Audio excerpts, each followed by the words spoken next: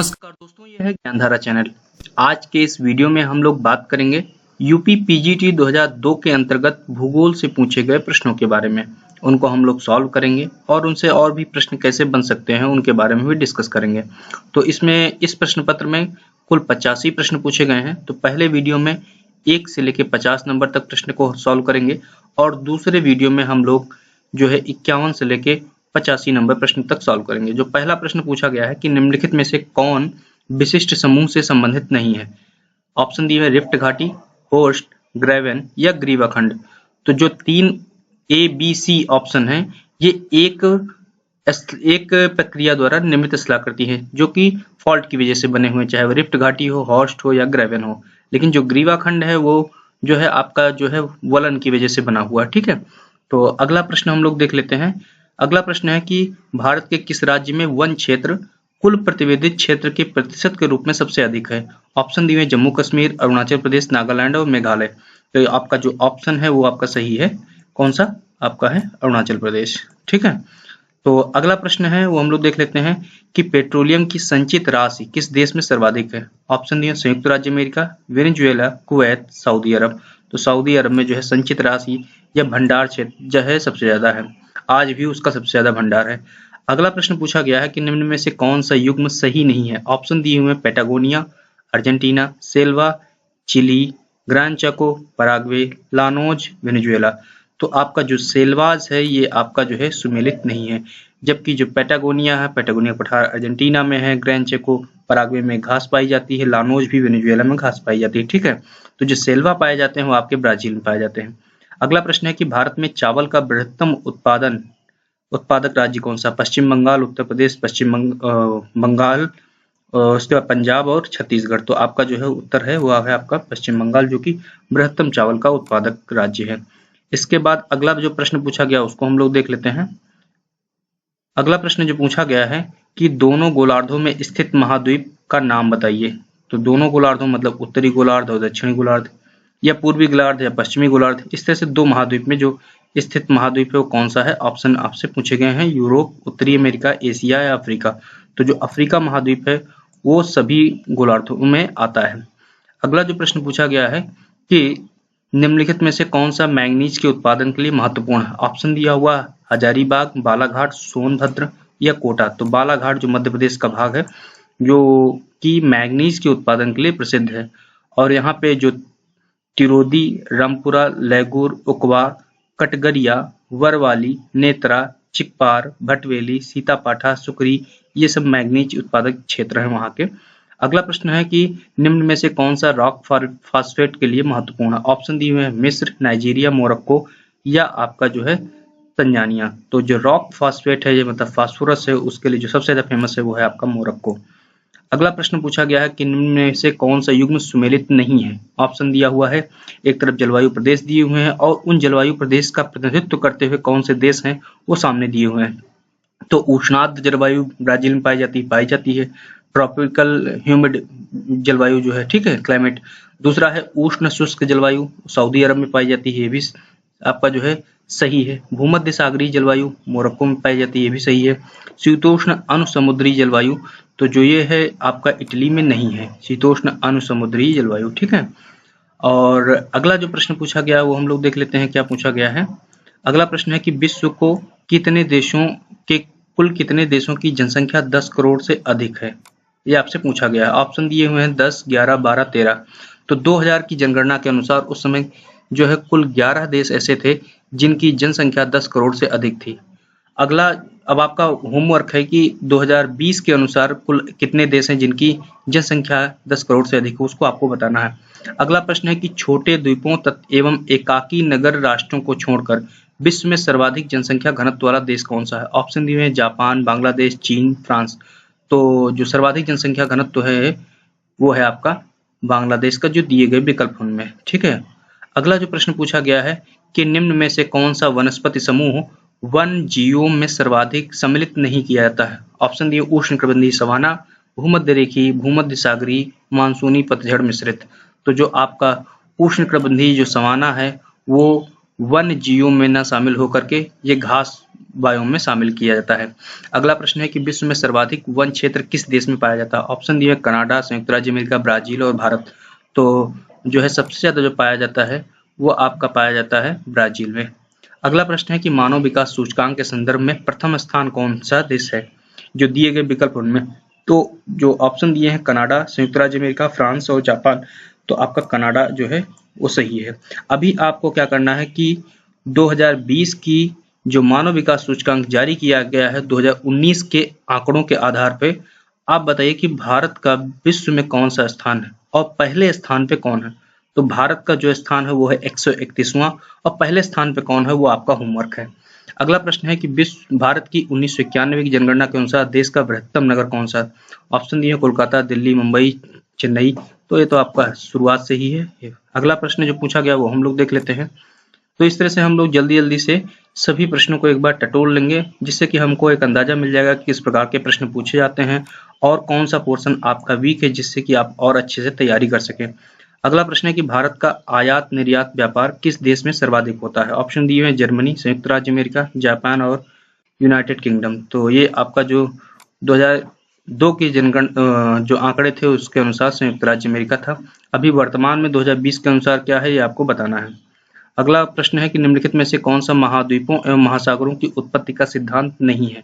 Option दिए हैं चतुष्फलक का सिद्धांत, महाद्वीपीय विस्थापन का सिद्धांत, तापीय संकुचन का सिद्धांत या भूसन्नति का सिद्धांत। तो जो आपका भूसन्नति का सिद्धांत है ये पर्वतों की उत्पत्ति से संबंधित था, न कि महाद्वीपों महासागरों की उत्पत्ति से। जबकि लुथियन ग्रीन का जो चतुष्फलक सिद्धांत है, महाद्वीपीय विस्थापन जो वेगनर का सिद्धांत है और जेफरिज का जो आपका तापीय संकुचन सिद्धांत है, ये सभी महाद्वीपों महासागरों की उत्पत्ति से संबंधित थे। अगला प्रश्न पूछा गया है कि निम्नलिखित में से कौन सा युग्म सुमेलित नहीं है? एक तरफ जो है सिद्धांत दिए हुए हैं और दूसरी तरफ जो है किस से संबंधित है वो आपका दिए हुए हैं। एक तरफ दिया हुआ हिमानी नियंत्रण सिद्धांत प्रवाल भित्ति से, तो ये प्रवाल भित्ति से था। दूसरा है संवहन तरंग सिद्धांत, तो ये चक्रवात दिया हुआ है, तो संवहन तरंग सिद्धांत आपका था प्लेट टेक्टोनिक्स से जुड़ा हुआ था। और तीसरा विकल्प हम लोग देख लेते हैं स्थिर तरंग सिद्धांत, जो कि ज्वार भाटा की उत्पत्ति से संबंधित था, जो कि स्थिर तरंग सिद्धांत मरे महोदय ने दिया था। उसके अलावा जो है तापीय चक्र सिद्धांत जो कि है आपका महाद्वीपीय महासागर से जुड़ा हुआ था। तो ये आपका जो है ये विकल्प बी नंबर विकल्प जो है आपका सुमेलित नहीं है। अब जो है इसके बाद अगला प्रश्न हम लोग देख लेते हैं। अगला प्रश्न है कि निम्नलिखित में से कौन सा सिद्धांत प्रवाल भित्ति की उत्पत्ति से संबंधित नहीं है? ऑप्शन दिए हैं डार्विन का अवतलन सिद्धांत, हिमानी नियंत्रण सिद्धांत, प्रगामी तरंग सिद्धांत, मरे का स्थिर तल खंड सिद्धांत। तो जो प्रवाल भित्ति की उत्पत्ति से संबंधित नहीं था वो है आपका प्रगामी तरंग सिद्धांत, जो कि ज्वार भाटा की उत्पत्ति से संबंधित था, जबकि शेष तीन जो है प्रवाल भित्तियों की उत्पत्ति से संबंधित थे। तो जो प्रगामी तरंग सिद्धांत है वो जो है विलियम वेवेल द्वारा 1833 में इसका प्रतिपादन किया गया था। अगला प्रश्न है कि निम्नलिखित में से कौन सा प्रवाल भित्तियों का एक वर्ग नहीं है? ऑप्शन दिए हुए हैं तटीय प्रवाल भित्ति, एटॉल प्रवाल भित्ति, महासागरीय द्रोणी प्रवाल भित्ति या अवरोधी प्रवाल भित्ति। तो प्रवाल भित्तियां तीन तरह की पाई जाती हैं, जो कि तटीय, एटॉल और अवरोधी होती हैं, जबकि महासागरीय जो द्रोणी है वो नहीं होती है। ठीक है, तो ये आपका विकल्प जो है गलत है। अगला जो प्रश्न पूछा गया वो हम लोग देख लेते हैं। अगला प्रश्न है कि निम्नलिखित में से कौन भूगोल के चिंतन फलक या पैराडाइम के सही अनुक्रम को व्यक्त करता है? ऑप्शन दिए हैं भूतल, भूदृश्य, भूविन्यास, भूतंत्र, भूदृश्य, भूतल, भूविन्यास, भूतंत्र, भूदृश्य, भूतल, भूतंत्र, भूविन्यास, भूतल, भूविन्यास, भूदृश्य, भूतल। तो आपका जो विकल्प सही है वो आपका है भूतल। सबसे पहले भूतल, फिर उसके बाद भूदृश्य, उसके बाद भूविन्यास, फिर उसके बाद भूतंत्र की बात की गई। तो तंत्र एक बड़ा शब्द है, तो तंत्र जो है वो सही है। अब आपको कमेंट बॉक्स में पोस्ट करके बताना है कि जो भूगोल में चिंतन फलक या पैराडाइम शब्द जो है किसने दिया था, इसकी संकल्पना किसने दी थी, आपको कमेंट बॉक्स में पोस्ट करना है। ये कई बार परीक्षाओं में पूछा जाता है। अगला प्रश्न है कि भूगोल पृथ्वी के तल के विभिन्न स्वरूप का यथार्थ क्रमबद्ध एवं तर्कसंगत वर्णन एवं व्याख्या है। इस परिभाषा को तो आप रट लीजिए, कई बार प्रतियोगी परीक्षाओं में पूछा जा चुका है। तो हार्टसोन, एकरमैन, बर्टन और पीटर हैगेट। तो आपका जो विकल्प सही है वो आपका सही है हार्टसोन महोदय द्वारा। अगला प्रश्न पूछा गया है कि निम्नलिखित में से कौन भूगोल का प्रमुख चिंतन फलक कभी नहीं रहा? ऑप्शन दिया हुआ है भूतल का विवरण, मानव प्रकृति अंतर संबंध, औपनिवेशिक एवं नगरीकरण और क्षेत्रीय विभेदीकरण। तो जो आपका सी नंबर विकल्प है औपनिवेशिक एवं नगरीकरण, ये कभी भी पैराडाइम नहीं रहा है भूगोल का। अगला प्रश्न पूछा गया है कि स्थल रूप संरचना प्रक्रम एवं अवस्था का परिणाम है। यह कथन किससे संबंधित है? ऑप्शन दिए हुए डेविस, थॉर्नबरी, पेंटिंग। तो आप देखिएगा कि जो है ट्रायो ऑफ डेविस कहा जाता है संरचना प्रक्रम और अवस्था को।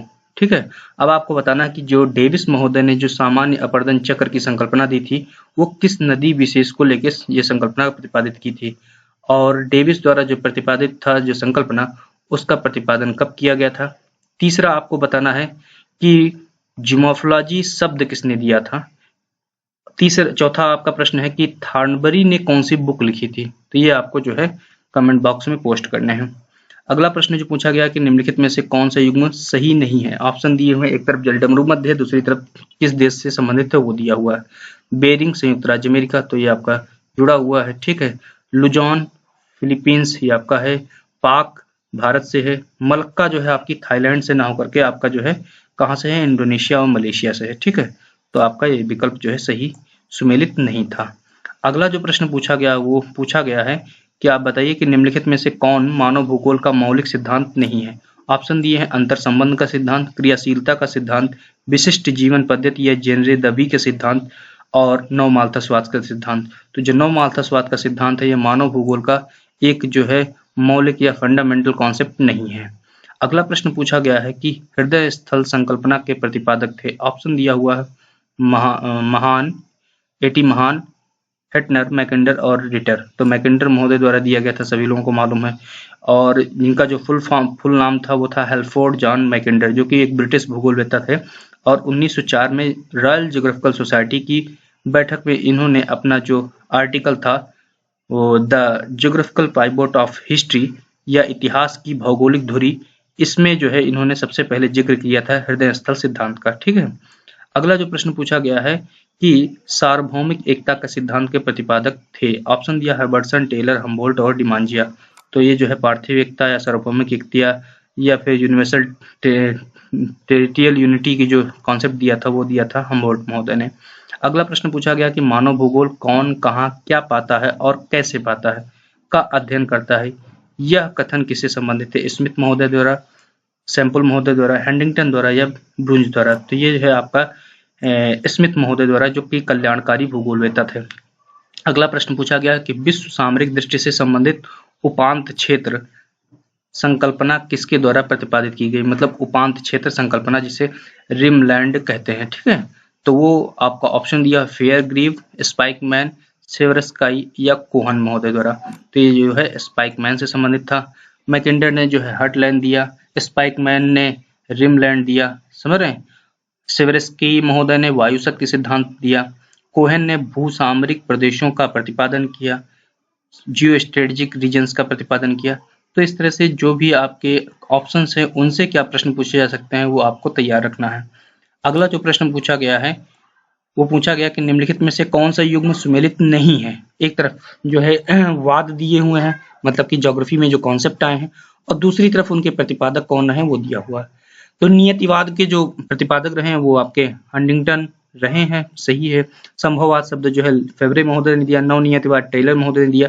पर्यावरणीय कारकवाद जो है ये नहीं दिया था अल्फ्रेड हेटनर ने। तो आपका जो डी नंबर विकल्प है वो आपका जो है गलत है। तो आपको ये भी बताते चले कि जो हेटनर ने जो सबसे ज्यादा काम किया था वो कोरोलॉजिकल साइंस में किया था, मतलब क्षेत्रवर्णीय विज्ञान के रूप में भूगोल का विकास किया था। अगला प्रश्न है कि 5 खंडों में प्रकाशित कॉस्मॉस किसकी सर्वाधिक महत्वपूर्ण कृति है? रिटर महोदय, ऑस्कर पेसेल महोदय, हम्बोल्ट महोदय या अरिस्टोफन की। तो आपको पता चले ये जो है हम्बोल्ट की जो है एक पुस्तक थी जो कि 1845 में जो है पब्लिश हुई थी। अगला जो प्रश्न पूछा गया है कि निम्नलिखित अध्ययन विधियों में से कौन सी विधि कार्ल रिटर को मान्य नहीं थी, मतलब उनका नहीं था। ऑप्शन दिया निगमनात्मक, आगमनात्मक, तुलनात्मक और ऐतिहासिक। तो जो निगमनात्मक जो मेथड था वो आपका जो है नहीं संबंधित था कार्ल रिटर के महोदय द्वारा। और आप बताइएगा कि कार्ल रिटर महोदय द्वारा जो प्रसिद्ध किताब लिखी गई उसका नाम क्या था, वो कितने भागों में प्रकाशित हुई थी। अगला प्रश्न है कि विकासशील देशों में हरित क्रांति द्वारा त्वरित सुधार हुआ है। ऑप्शन दिए धान्य फसलों की उपज में, हरा चारा की उपज में, वन्य क्षेत्रों में, हरी सब्जियों के उत्पादन में। तो जो है धान्य फसलों की उपज में जो है हुआ था इनका। अगला जो प्रश्न पूछा गया है कि बस्तर जनपद छत्तीसगढ़ में स्थित है, बैलाडीला संबंधित है, मतलब बस्तर जनपद में एक बैलाडीला स्थान है जो कि संबंधित है। ऑप्शन दिए हैं बॉक्साइट, जल विद्युत, तांबा या लौह अयस्क। तो लौह अयस्क के लिए प्रसिद्ध है। ये आपको कई बार प्रश्न पूछा गया है। और छत्तीसगढ़ के जो और लौह अयस्क उत्पादक जो क्षेत्र है वो है डल्ली राजहरा की पहाड़ियां। अब आपसे अगला प्रश्न पूछा गया कि निम्नलिखित में से कौन सा युग्म सही नहीं है। एक तरफ जो है घास प्रदेश दिए हुए हैं, दूसरे कहाँ पे पाए जाते हैं घास प्रदेश वो दिया हुआ है। तो पंपास अर्जेंटीना पाया जाता है, डाउन्स जो है आपका ऑस्ट्रेलिया में पाया जाता है, सही है, दोनों है। आपसे पूछा गया है कि दोनों में कौन सुमेलित नहीं है। और उसके बाद जो तीसरा विकल्प दिया हुआ है वो वेल्ड दक्षिण अफ्रीका, ये भी सही है। उसके बाद चौथा लानोज चिली, तो लानोज जो है चिली में ना होकर के कहाँ है, वेनेजुएला में। तो ये आपका विकल्प सही नहीं है। अगला प्रश्न है कि निम्नलिखित में से कौन सा समूह अन्य से अलग है, मतलब 4 ऑप्शन दिए हैं उनमें से कौन सा अलग है। पंपास हो गया, डाउन्स हो गया, लानोज हो गया, वेल्ड हो गया। तो आपको बताते चले कि जो ए, बी और डी है, पंपास, डाउन्स और वेल्ड, ये शीतोष्ण कटिबंधीय घास है, जबकि जो लानोज है वो उष्ण कटिबंधीय घास है। तो लानोज जो है विकल्प बिल्कुल अलग है तीनों से, ठीक है। अगला जो प्रश्न पूछा गया है कि निम्नलिखित में से कौन सा समूह से अलग है, मतलब कि जो 4 विकल्प दिए उनमें सबसे अलग कौन सा है। ऑप्शन दिए हैं बर्गेस का संकेंद्रीय पेट्री, हायट का प्रखंडीय सिद्धांत, हैरी हैस और उलमैन का बहुकेंद्रीय नहीं हैरिस और उलमैन का बहुकेंद्रीय सिद्धांत, क्रिस्टालर का कोटि आकार का सिद्धांत। तो क्रिस्टालर महोदय ने जो है ये आपका जो है सही नहीं है, ठीक है। तो जो कोटि आकार सिद्धांत वो दिया था जेके जिप महोदय ने, ठीक है। बर्गेस ने संकेंद्रीय वलय दिया था, होमर हायट ने जो है प्रखंडीय सिद्धांत या सेक्टर स्टेट थ्योरी दिया था, हैरिस और उलमैन ने जो है मल्टी न्यूक्लियाई कॉन्सेप्ट दिया था, ठीक है। तो ये आपका डी नंबर विकल्प अलग है। अगला प्रश्न है कि प्रति इकाई कृषि क्षेत्र के संदर्भ में व्यक्त जनसंख्या को कहा जाता है। ऑप्शन दिए हैं कायिक घनत्व, आंकिक घनत्व, कृषि घनत्व और आर्थिक घनत्व। Physiological density, arithmetical density, agricultural density और इकोनॉमिक डेंसिटी, ठीक है। तो ये जो है आपका कायिक घनत्व कहलाता है। अब कृषि घनत्व क्या होता है, तो कृषि घनत्व होता है कृषि में लगी हुई जनसंख्या और कुल क्षेत्रफल, ठीक है। और उसके बाद जो है जो कायिक घनत्व है कुल जनसंख्या बटे कृषि योग्य भूमि होता है। और इसी तरह से आर्थिक घनत्व आर्थिक स्तर पर कुल जो है जो जनसंख्या है कुल जो निर्देशांक है और कुल जनसंख्या का अनुपात होता है।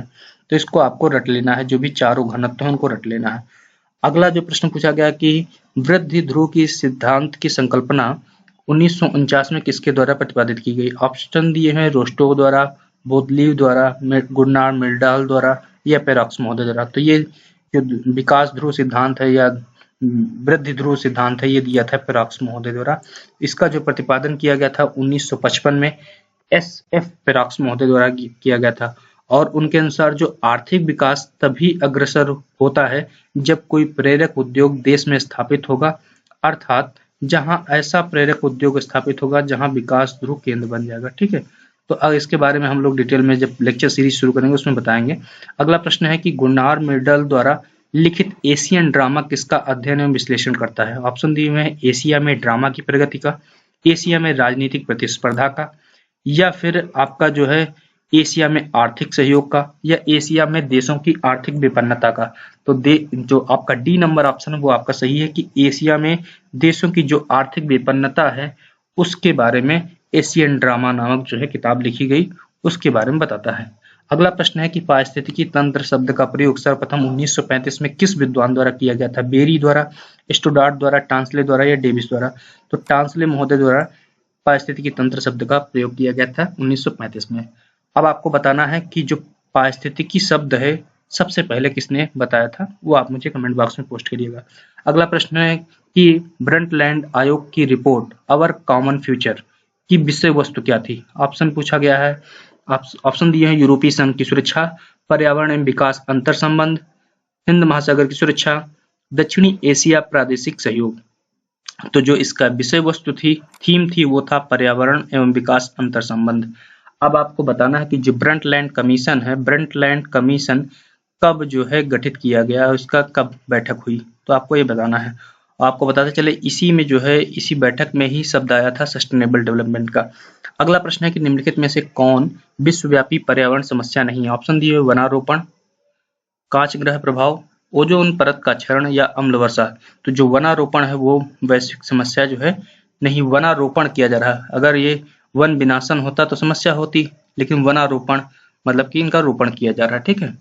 अगला जो है आपसे प्रश्न पूछा गया है कि निम्नलिखित में से कौन सी रेखा समदाब रेखाओं को मिलाने वाली रेखा है। ऑप्शन दिए हुए हैं आइसोबार, आइसोहाइट, आइसोक्रोन या फिर आपका जो है आइसोडोपेन। तो समदाब मतलब इक्वल प्रेशर जहां जहां है उसको मिलाने वाली जो रेखा हो जाएगी वो हो जाएगी आइसोबार। ठीक है। आइसोहाइट जो है आपकी किससे जुड़ी हुई है? आइसोहाइट समान वर्षा वाले स्थानों से जोड़ने वाली। आइसोडोपेन जो है आप याद कर लीजिए बेवर के द्वारा दिया गया। ठीक है। तो क्या होता है वो आप मुझे कमेंट बॉक्स में पोस्ट करिएगा। तो आपका आइसोक्रोन क्या होता है ये भी आप मुझे बताइएगा। तो ये दो आप मुझे कमेंट बॉक्स में पोस्ट करिएगा, थोड़ा मेहनत आप भी करिएगा। अगला प्रश्न है कि महासागरीय नितल के 4 उच्चावचीय स्वरूपों में किसका विस्तार सर्वाधिक है। ऑप्शन दिए महाद्वीपीय मग्न तट, महाद्वीपीय मग्न ढाल, महासागरीय मैदान या महासागरीय गर्त। तो जो महासागरीय गर्त है उसका विस्तार सबसे ज्यादा होता है, जो कि लगभग में होता है 75.7% के आसपास। फिर उसके बाद महाद्वीपीय मग्न तट, उसके बाद जो है महाद्वीपीय मग्न तट, फिर उसके बाद महाद्वीपीय मग्न ढाल। इस तरह से आपको सीक्वेंस याद रखना है। तो जो महाद्वीपीय मग्न तट है वो 7.5 होता है। मग्न ढाल जो होता है कॉन्टिनेंटल स्लोप होता है वो 8.5 होता है। जो डीप ओशियानिक प्लेन्स होते हैं वो 75.9 है और जो गर्त है वो लगभग में 7% है। ठीक है। अगला जो प्रश्न है कि निम्नलिखित में से कौन सा युग्म सही नहीं है। ऑप्शन दिए हुए हैं, एक तरफ गर्त दिए हैं और वो गर्त कहाँ पे हैं उसके बारे में दिया हुआ महासागर दिए हुए हैं। तो मेरियाना प्रशांत महासागर में सभी लोगों को मालूम है। रोमांस जो है आपका अंध महासागर में, ये भी आपका सही है। सुंडा हिंद महासागर में है। एल्यूशियन हिंद महासागर में ना होकर के प्रशांत महासागर का जो है आपका है। ठीक है। तो ये आपका जो है गलत हो जाएगा, डी नंबर ऑप्शन जो है आपका गलत हो जाएगा। तो मेरियाना जो गर्त है वो पूरी दुनिया का सबसे गहरा गर्त है जो कि प्रशांत महासागर में है। ठीक है, फिलीपींस के पास में। अगला जो प्रश्न पूछा गया कि निम्नलिखित में से कौन सा सागर नितल पर शांत जल में जमा किया जाने वाला पंख का प्रकार नहीं है। कौन सा नहीं है? ऑप्शन दिए हुए हैं आपका सागर लाल पंख, पीला पंख, नीला पंख या हरा पंख। तो जो पीला पंख, पीले पंख कोई नहीं पाया जाता है। ठीक है, लाल, नीला और हरे पंख ही पाए जाते हैं। 3 प्रकार के पंख पाए जाते हैं जिसके बारे में मरे महोदय ने बताया था। तो ये कौन क्या होते हैं इनके बारे में हम लोग जान लेते हैं। तो जो नीला पंख होता है इसका निर्माण लोहे के सल्फाइड एवं जैविक तत्वों से युक्त चट्टानों के विघटन से प्राप्त पदार्थों द्वारा होता है। और जो लाल पंख होते हैं वो लोहे के ऑक्साइड के कारण इनका रंग जो है लाल होता है। तो लाल जो है लोहे के ऑक्साइड की वजह से होता है और जो नीला होता है वो लोहे के सल्फाइड की वजह से होता है। और जो हरा है इसमें पोटेशियम सिलिकेट और आयरन सिलिकेट की प्रधानता होती है जिसे ग्लूकोनाइट भी कहा जाता है।